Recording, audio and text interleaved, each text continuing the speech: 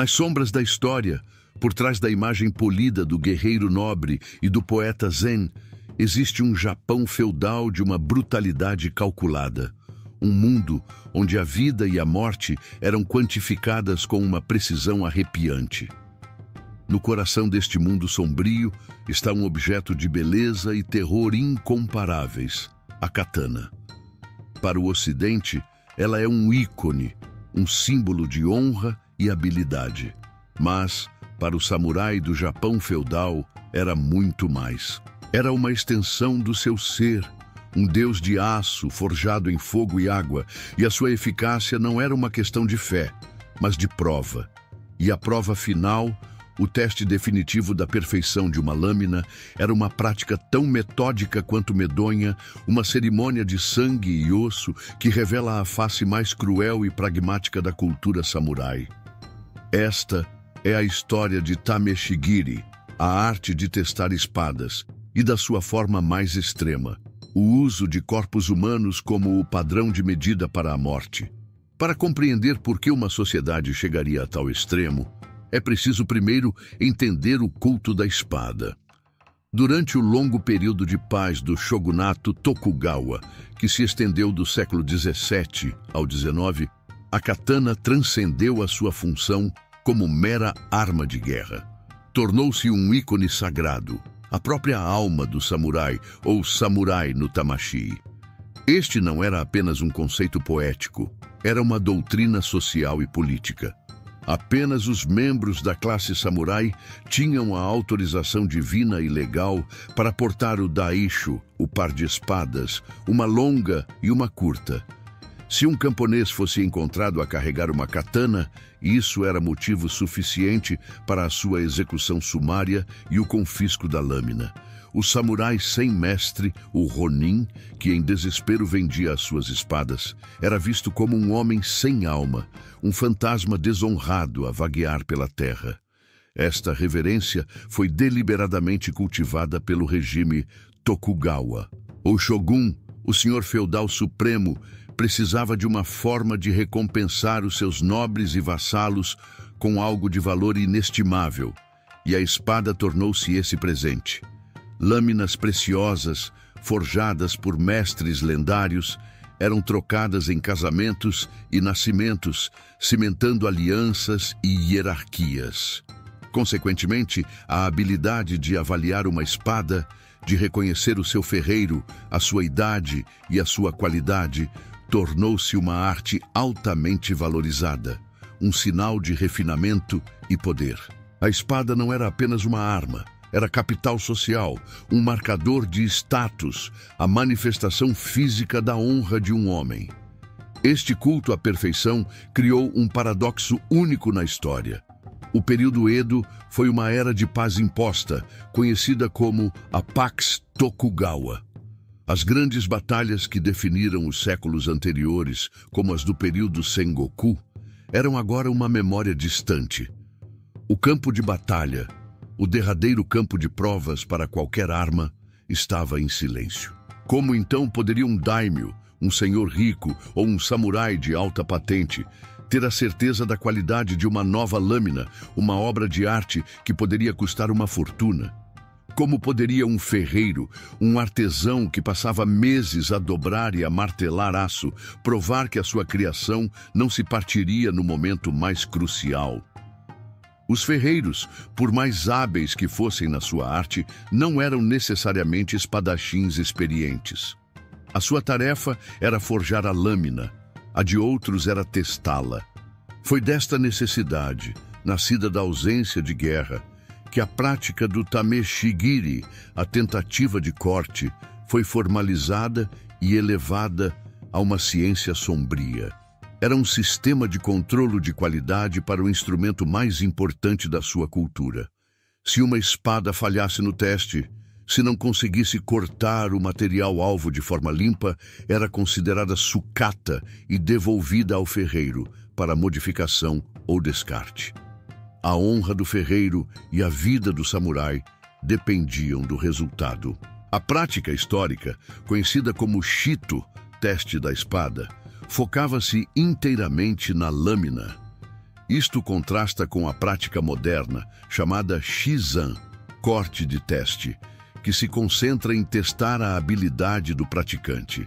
Naquela época, a questão não era se o homem era bom o suficiente para a espada, mas se a espada era boa o suficiente para o homem.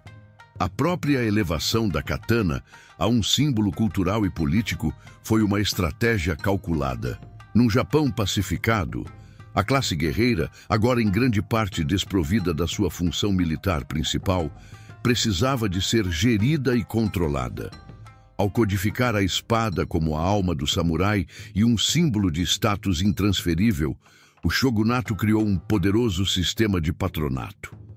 Uma espada de um mestre famoso, oferecida pelo shogun, não era apenas um presente, mas um elo de lealdade, um símbolo visível de favor que vinculava o recipiente ao doador. Este sistema, por sua vez, alimentou um mercado de luxo de alto risco para lâminas perfeitas, onde o valor estava intrinsecamente ligado não apenas à reputação do artesão, mas ao seu desempenho comprovado. A necessidade política de controle social gerou diretamente a necessidade econômica de um método de teste fiável. A reverência espiritual era o alicerce sobre o qual se construía o valor comercial e político, e essa necessidade de validação abriria a porta para um método de teste de uma brutalidade inimaginável. A paz, ironicamente, exigia que a eficácia da guerra fosse simulada de forma clínica e letal. O Tameshigiri não era um vestígio de um passado bárbaro, mas uma inovação da era Edo, nascida das condições sociais únicas de uma sociedade militarista em tempos de paz. Enquanto materiais como feixes de palha de arroz, conhecidos como wara, e caules de bambu eram alvos comuns para testar a técnica de um espadachim, o teste supremo, a prova irrefutável da qualidade de uma lâmina de primeira linha, era conduzido no material que a espada foi, em última análise, projetada para cortar: o corpo humano. Esta não era uma prática clandestina ou um segredo vergonhoso sussurrado nos becos escuros de Edo.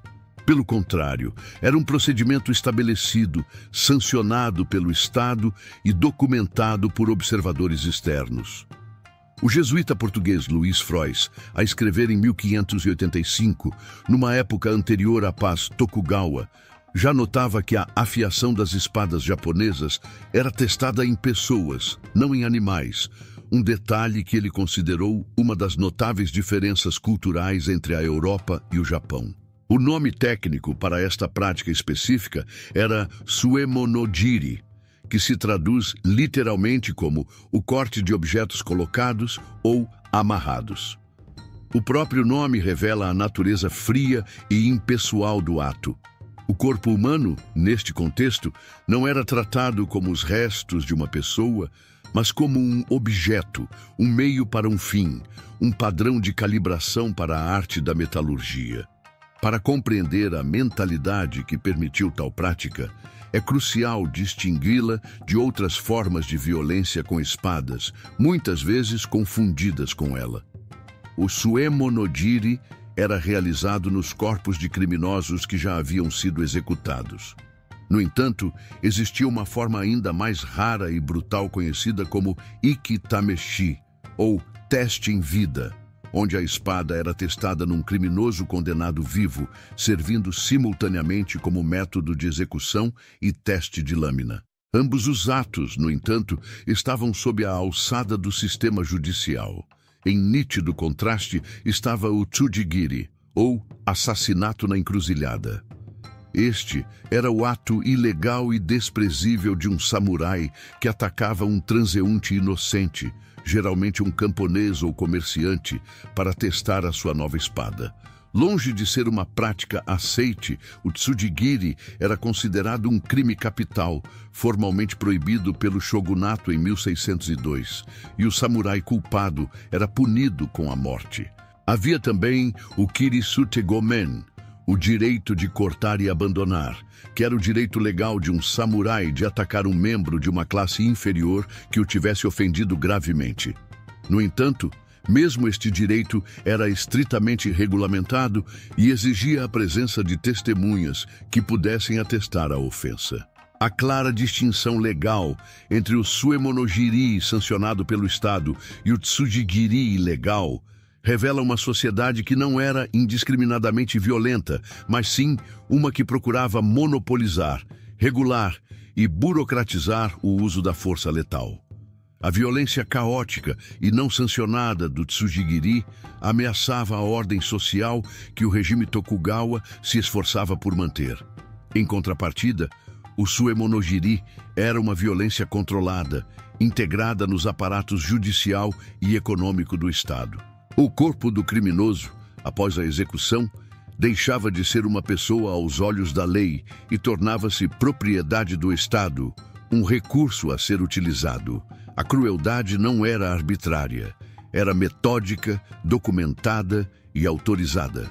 A popularidade do tameshigiri durante o período Edo, impulsionada pela procura de espadas certificadas, levou a um problema logístico bizarro, uma escassez de cadáveres. A procura por este recurso macabro era tão alta que os testadores oficiais e os senhores que desejavam testar as suas lâminas solicitavam prioridade para receber os corpos dos terrenos de execução. Em alguns casos, chegavam a usar corpos não identificados, encontrados a flutuar nos rios ou abandonados.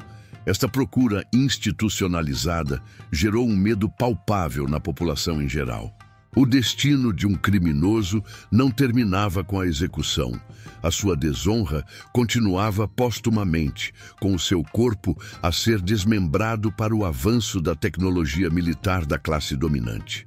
O corpo do executado foi, assim, transformado numa mercadoria, uma matéria-prima com um valor de mercado específico. A sua execução servia a um propósito judicial. O seu cadáver servia, então, a um propósito marcial e econômico como meio de teste para um produto valioso, a katana. Esta completa desumanização e mercantilização do corpo humano é talvez a faceta mais reveladora e cruel da mentalidade pragmática do Japão feudal. No centro deste mundo sombrio de execuções e testes de lâminas estava uma família, um clã que ocupava uma posição única e temida na rígida hierarquia social de Edo, o clã Yamada Asaemon. O nome Yamada Asaemon não pertencia a um único homem, mas era um título hereditário, passado de geração em geração ao chefe do clã, que servia como o executor oficial e testador de espadas para o governo do shogun. Ao longo de quase 2 séculos, houve 9 homens que detiveram este título, tornando-se figuras lendárias e temidas, conhecidas popularmente pelo nome arrepiante de Asa o Decapitador, Kubikiri Asa. A sua história é um microcosmo das estranhas contradições da sua era. Uma das facetas mais intrigantes do clã Yamada era o seu status social. Eles não eram samurais tradicionais com um senhor e um feudo. Eram, na verdade, ronin, samurais sem mestre. Funcionavam mais como empreiteiros independentes, mercenários contratados pelo Estado para realizar o trabalho que mais ninguém queria ou podia fazer. A linhagem começou com Yamada Asaemon Sadatake, que viveu de 1657 a 1716. Ele era um ronin que assumiu a profissão da família Yamano, os testadores anteriores, e devido à sua perícia inigualável, conseguiu a permissão do shogunato para tornar a posição hereditária, um salto profissional extraordinário para um samurai sem senhor. Este arranjo servia perfeitamente ao shogunato. A execução e o manuseamento de cadáveres eram considerados atos de extrema poluição espiritual, ou kegari, nas crenças shintoístas e budistas que permeavam a sociedade japonesa. Um samurai de alta patente ou um oficial do governo evitaria tal contaminação a todo o custo. Ao terceirizar este trabalho sujo para um clã de ronin, que por definição já eram párias sociais, a elite governante podia colher os benefícios do sistema: justiça aplicada, espadas testadas.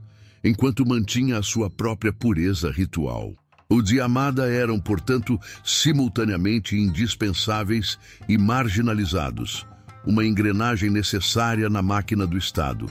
Mais uma que tinha de ser mantida à distância para evitar a contaminação do corpo político e espiritual.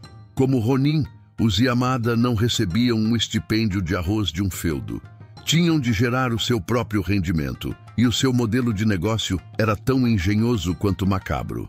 A sua principal fonte de rendimento provinha do acesso exclusivo que tinham aos corpos dos criminosos executados, que lhes eram oficialmente entregues pelo Estado. Eles então cobravam taxas a daimyo e outros samurais ricos que desejavam ter as suas novas espadas testadas nestes corpos. O preço do teste variava dependendo da complexidade dos cortes solicitados, mas o seu empreendedorismo não parava por aí. Eles também se envolviam num comércio secundário grotesco, mas altamente lucrativo: a produção de medicamentos. Acreditava-se que certos órgãos humanos possuíam propriedades curativas. Os Yamada extraíam o fígado, o cérebro e a bilis dos cadáveres para fabricar comprimidos. Estas pílulas Yamada, Yamada Maru ou pílulas Asaemon, Asaemongan, eram famosas em todo o Japão e vendidas como um remédio potente para doenças como a tuberculose. Este negócio bizarro revela uma fusão fascinante de metodologia protocientífica, empresa comercial e superstição popular. Os Yamada aplicavam um rigor empírico aos seus testes de lâminas, monetizavam cada aspecto do seu trabalho e, ao mesmo tempo, capitalizavam crenças médicas populares sobre as propriedades espirituais e curativas do corpo humano. A perícia do clã Yamada era tão respeitada que eles se tornaram os autores definitivos sobre o assunto, codificando o seu conhecimento para a posteridade. 2 obras monumentais, escritas por membros do clã, sobreviveram e servem como as nossas principais fontes sobre esta prática. O primeiro é o Kaiho Kenjaku, padrão para a avaliação de uma espada, escrito em 1797 por Yamada Asaemon Yoshitoshi. O segundo é o Kokon Kajibiku, Notas sobre Ferreiros Antigos e Modernos, de 1830, da autoria de Yamada Asaemon Yoshimutsu. Estes livros não eram apenas manuais sobre como cortar um corpo. Eram enciclopédias detalhadas que continham informações sobre ferreiros, a qualidade das suas lâminas e os resultados de inúmeros testes, funcionando como um guia de referência para colecionadores e utilizadores de espadas. Eles representam o culminar de gerações de conhecimento prático, a transformação de um ato de violência brutal numa ciência documentada. O processo de Suemonogiri era tudo menos um ato de fúria descontrolada. Era uma experiência controlada, uma cirurgia ao contrário, projetada para produzir dados objetivos sobre o desempenho de uma lâmina. No palco para este drama macabro era o Dodan, uma plataforma ou monte de terra especialmente preparado, feito de areia e solo, compactados para absorver o sangue e fornecer uma base estável. O cadáver do criminoso executado era então posicionado e amarrado a estacas de bambu fincadas no Dodan. O posicionamento era crucial, pois o corpo era fixado de forma a apresentar ao testador o ângulo exato necessário para um corte específico. O objetivo era eliminar o maior número possível de variáveis. Ao imobilizar o alvo, o teste focava-se puramente na interação entre a lâmina e o corpo.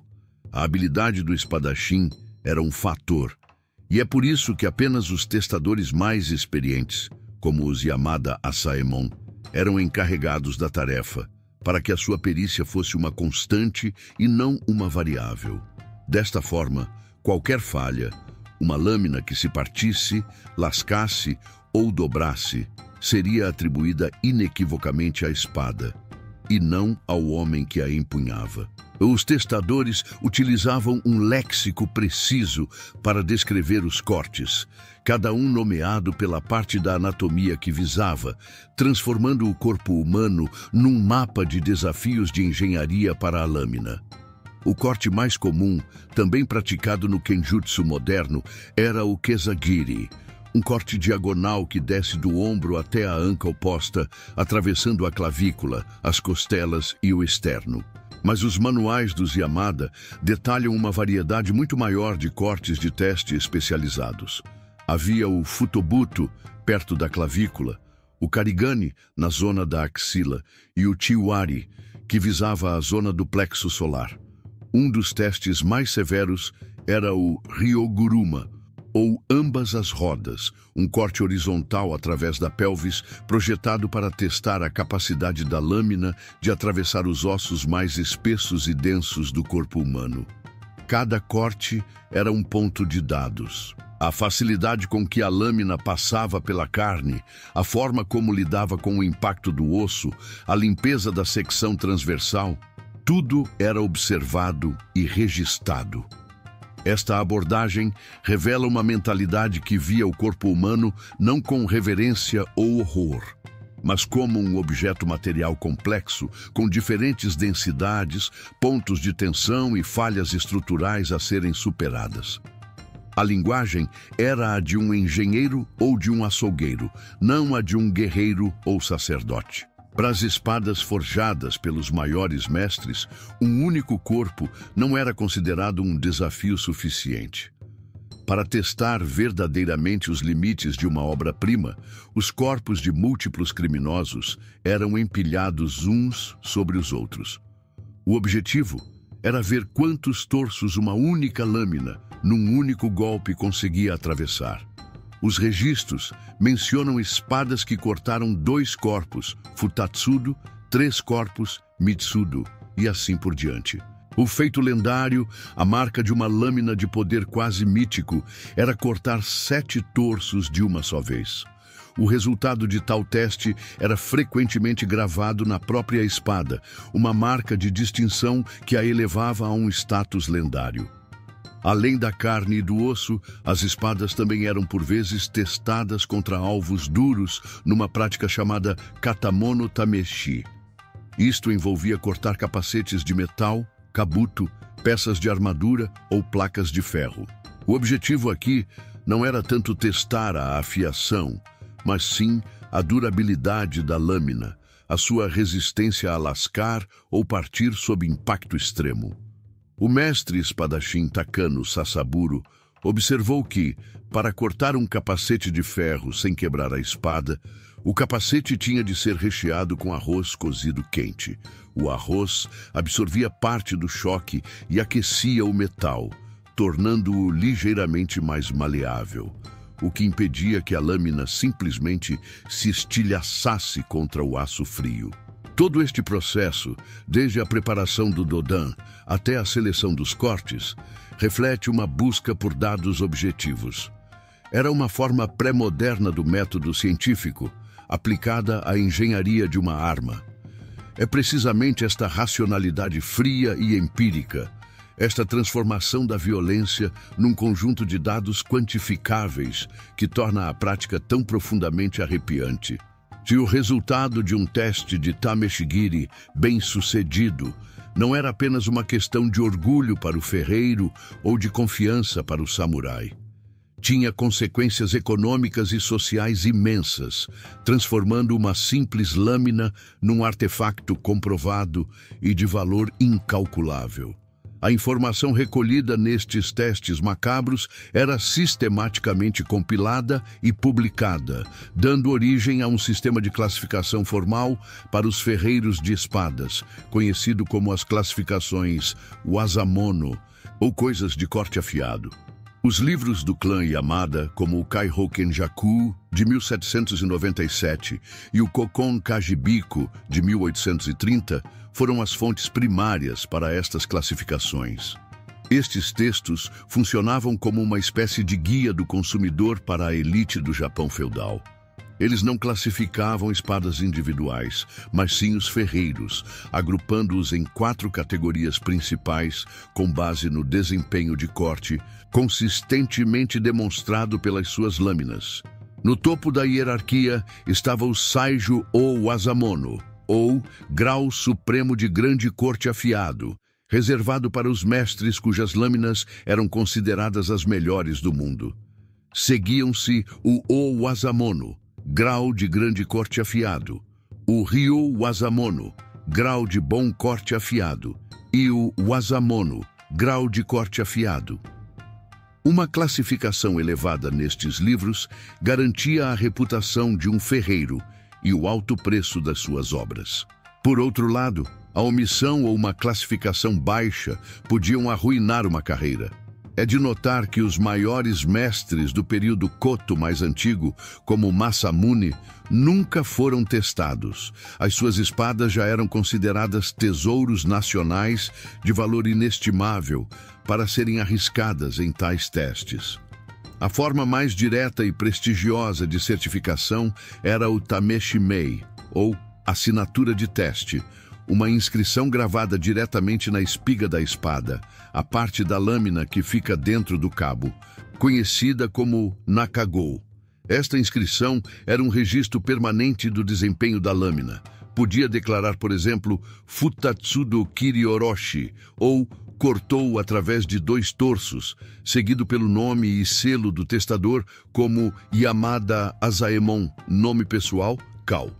Esta certificação, gravada no próprio aço da espada, aumentava exponencialmente o seu valor e prestígio.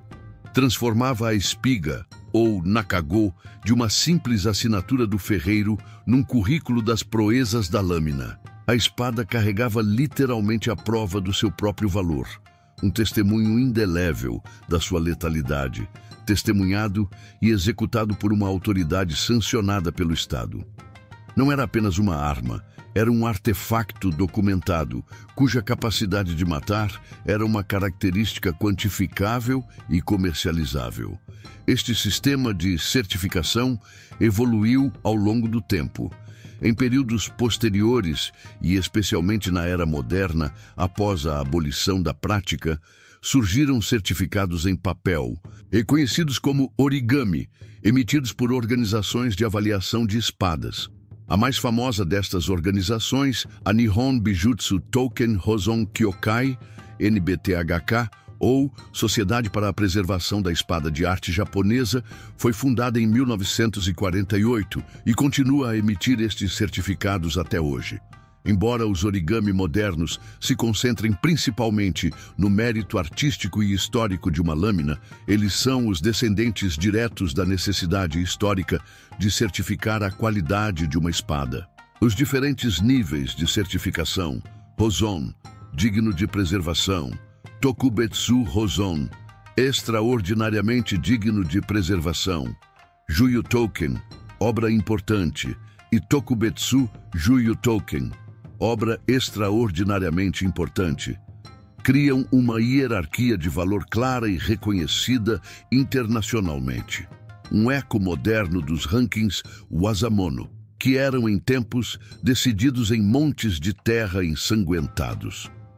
A busca pela perfeição em aço tinha um preço, e esse preço era pago em vidas humanas. Mas o retorno era um objeto de valor e status quase ilimitados, uma arma cuja eficácia não era uma questão de especulação, mas um facto registrado. A prática fria e sistemática do suemonogiri existe numa profunda tensão com a imagem idealizada do samurai, governada pelo código do Bushido, o caminho do guerreiro. Como podia uma cultura que produziu um código ético que enfatizava a honra, o respeito e a retidão também sancionar o desmembramento metódico de restos humanos para controlo de qualidade? Este paradoxo revela as complexas e muitas vezes contraditórias camadas da sociedade japonesa do período Edo. O Bushido, como popularizado mais tarde, delineia 7 virtudes principais, incluindo meio, honra, ji, justiça ou retidão, e, crucialmente, rei, respeito. Um texto sobre o código chega a afirmar que um samurai respeita sempre o seu inimigo. Um samurai respeita o seu oponente antes e depois da luta. Mesmo que um samurai mate o seu oponente, ele é muito respeitoso para com o cadáver. Esta afirmação está em flagrante e irreconciliável contradição com o ato de amarrar um cadáver a estacas e cortá-lo em pedaços para testar uma lâmina. A verdade, como sugerem muitos relatos históricos, é que o Bushido era muitas vezes mais um ideal filosófico do que um guia prático para a ação. A sobrevivência pragmática, a política de clãs e a manutenção da ordem social frequentemente se sobrepunham a qualquer código de honra abstrato. O Bushido pode ser visto não como um código universal para todos os guerreiros, mas como uma ideologia específica da classe dominante. A elite samurai podia dar-se ao luxo de filosofar sobre a honra e o respeito, porque estava isolada do trabalho sujo necessário para manter o seu poder e status. O clã Yamada, por outro lado, operava num mundo de pragmatismo sombrio. O seu papel era funcional, não ideológico. O código de respeito aplicava-se a um inimigo honrado derrotado em batalha, não a um criminoso desonrado cujo corpo se tornara propriedade do Estado. Outra camada de contradição reside nas crenças espirituais da época. O shintoísmo e o budismo, as duas principais correntes religiosas do Japão, partilhavam um forte conceito de poluição por morte, conhecido como Kegare ou Shi. O contacto com a morte, o sangue e os cadáveres era considerado uma fonte de contaminação espiritual, que exigia rituais de purificação e proibia a entrada em espaços sagrados, como santuários. Os funerais e todos os rituais relacionados com a morte durante o período Edo eram quase exclusivamente administrados por templos budistas. Como, então, podia uma prática que envolvia o contato íntimo e violento com cadáveres ser sancionada pelo Estado? A resposta reside mais uma vez na estrutura social. O trabalho foi delegado ao clã Yamada, Ronin, que já eram párias sociais. Ao confinar esta atividade poluente a um grupo específico e marginalizado, a elite podia manter a sua pureza ritual, criando uma espécie de quarentena espiritual em torno da prática. A justificação fundamental que permitia que o Suemonogiri existisse, contudo, era uma poderosa lacuna legal e espiritual, a redefinição do criminoso como um não-humano.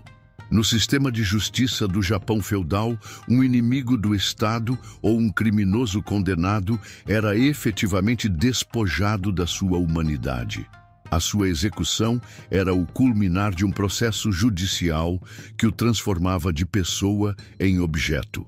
O corpo resultante não era, portanto, visto como os restos de um ser humano que merecia respeito, mas como uma coisa, o mono, em Suemonogiri, que podia ser utilizada para um propósito estatal. Havia até uma hierarquia nesta desumanização. Os corpos de pessoas consideradas indesejáveis, como membros de castas inferiores, eram por vezes evitados, pois acreditava-se que podiam manchar a alma da katana, enquanto os corpos de criminosos de status mais elevado eram preferidos. Esta desumanização legalista era a chave que resolvia o paradoxo. Ao ser reclassificado como um objeto, o cadáver ficava fora do âmbito das regras que governavam o tratamento dos mortos humanos. Já não era um sujeito de respeito ou uma fonte de poluição insuportável para o Estado, mas sim um recurso a ser explorado para o bem da ordem marcial e econômica. Era esta lógica fria e implacável que permitia que a face mais cruel do Japão feudal operasse à luz do dia. O mundo que criou e sustentou a prática medonha do tameshigiri em corpos humanos não terminou devido a um despertar moral ou a um clamor por humanidade. Terminou porque o próprio tecido social, político e tecnológico do Japão foi rasgado e refeito à força.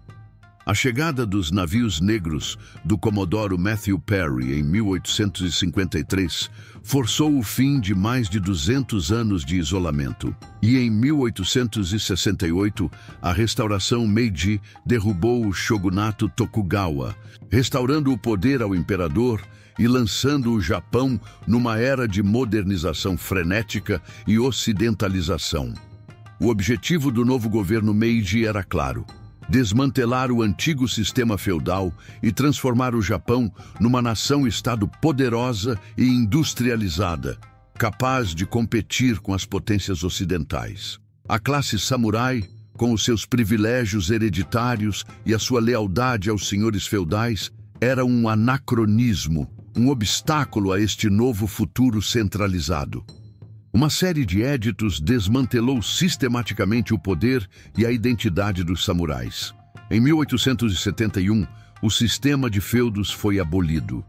Em 1873, foi instituído o serviço militar obrigatório, criando um exército de conscritos moderno que quebrou o monopólio dos samurais sobre a guerra. Mas o golpe final, o ato que efetivamente matou a alma da antiga classe guerreira, foi o Edito Haitorei, ou Edito de Abolição da Espada, de 28 de março de 1876. Esta lei proibia o porte de espadas em público por qualquer pessoa, exceto militares e polícias. Num único decreto, a katana foi transformada de um símbolo de status e direito de nascença num acessório ilegal. O samurai foi despojado da sua identidade visível e a necessidade prática de testar a qualidade de novas espadas de combate desapareceu da noite para o dia. Com o colapso da classe samurai, o ecossistema que sustentava os mestres ferreiros e os testadores de espadas desmoronou. A procura de novas katanas de alta qualidade caiu a pique. Muitos ferreiros, subitamente sem patronos, foram forçados a abandonar a sua arte sagrada e a dedicar-se à produção de ferramentas agrícolas e talheres de cozinha para sobreviver. O destino do clã Yamada Asaemon foi igualmente selado pela marcha do tempo. O oitavo e último Yamada Asaemon chegou a servir o novo governo Meiji como executor, mas a modernização do sistema legal tornou o seu papel obsoleto. Em 1870, o teste de espadas em cadáveres foi oficialmente proibido. A decapitação como método de execução foi abolida em favor do enforcamento em 1882, e o último Yamada renunciou ao seu cargo governamental, pondo fim à sombria dinastia da sua família. A prática não terminou porque a sociedade a considerou imoral. Terminou porque se tornou ilegal e, mais importante, desnecessária. O mundo que ela servia simplesmente deixou de existir. No entanto, o Tameshigiri não desapareceu por completo.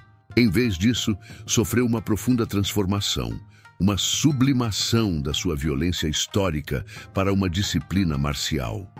A prática evoluiu de Shito, o teste da espada, para Shizan, o teste da habilidade do espadachim. O foco mudou do objeto para o sujeito.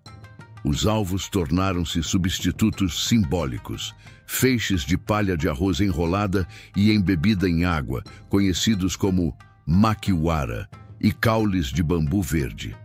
Disse que estes materiais, quando preparados corretamente, têm uma densidade e consistência que se aproximam da carne e do osso humanos, oferecendo uma resistência realista ao corte. Escolas de artes marciais modernas, ou Gendai Budo, como a Toyama Ryu, criada na década de 1920 para treinar oficiais do Exército Imperial, e a Nakamura Ryu incorporaram o Tameshigiri como um elemento central do seu currículo. Nestas escolas, os praticantes aprendem a dominar o ângulo da lâmina, Hasuji, o tempo, Ritsudo e a aderência, Tenouchi, testando a sua técnica contra os alvos de palha. É uma forma de preservar as habilidades técnicas do corte, a mecânica da violência, enquanto se remove completamente o horror moral e espiritual das suas origens.